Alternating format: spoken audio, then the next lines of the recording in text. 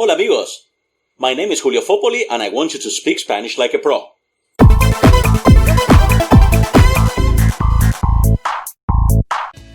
Hola amigos, Julio Fopoli here. In our previous video we saw that SER and ESTAR are actually two sides of the same coin. So whereas English speakers just see one coin, Spanish speakers tend to see sides of coins. Today we are going to focus on the verb ser. As you know, ser comes from Latin, and in Latin ser means essence. So it's important to understand what we consider essence in Spanish. And part of essence is identifying and defining. So every time I say this is Juan, we are identifying a person. We are defining a person. And if I say Juan is a lawyer, well, okay, I'm defining what he does. I'm identifying his profession. So that's part of essence. Another thing that we consider essence is origin, material, and ownership.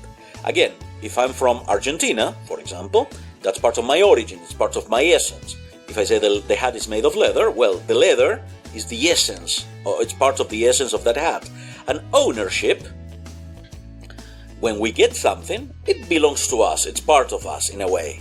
Yeah, so we consider that essence. Now here an important distinction. Some people tend to say that ser is for permanent things. Although in many cases it may seem like that, it's not always the case. Because if I say, for example, this is my car, it doesn't mean that it will be my car forever. So it may refer to more long-lasting characteristics or things, but it's not necessarily permanent. Now, we also consider essential or defining qualities as part of essence, as part of someone's essence. So for example, if I say Juan is tall, well, that's a characteristic of him, right? So it's a defining quality. For the most part, we would say that it's something that it's not likely to change very soon, very quickly, right? Like, for example, if you are tired, you can have a quick nap, and all of a sudden, you feel rested. Well, that's not ser, that's estar.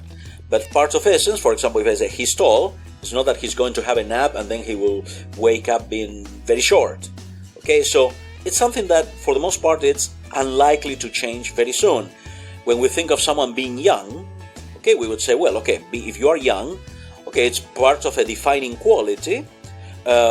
And if you go to have a nap, you won't wake up, being 120 years old, right? So again, but it doesn't mean that it's going to be permanent, that you'll be permanently young. So bear that in mind. Ser is not so much about permanent things, it's about things that are unlikely to change very quickly. Another use of ser, another part of ser, has to do with time expressions, dates, and quantities. That's something that we also consider essence. For example, if we say it's 5 o'clock, son las 5. It's Saturday, es el sábado. For example, it's Monday, July the 20th. Es el lunes 20 de julio. How much is this? It's $20. Son $20. Okay, so time expressions, dates, quantities, that's something that we consider part of essence. And finally, we have impersonal expressions. Commonly in English, we would say it's good, it's bad, it's boring, it's important, it's funny, it's great. Okay, in Spanish, es bueno, es malo, es importante, es fantástico. So we consider that part of ser. This is an important visual aid for you to remember. Try to keep this in mind. Try to have a good look at this when you are thinking whether you have to use ser or estar. Okay, and this is the end of this video. Don't forget to like this video and subscribe to the channel. And click on the notification bell so every time I upload some new material, you'll be the first one to know. My name is Julio Fopoli, and don't forget, I want you to speak Spanish like a pro. ¡Hasta pronto!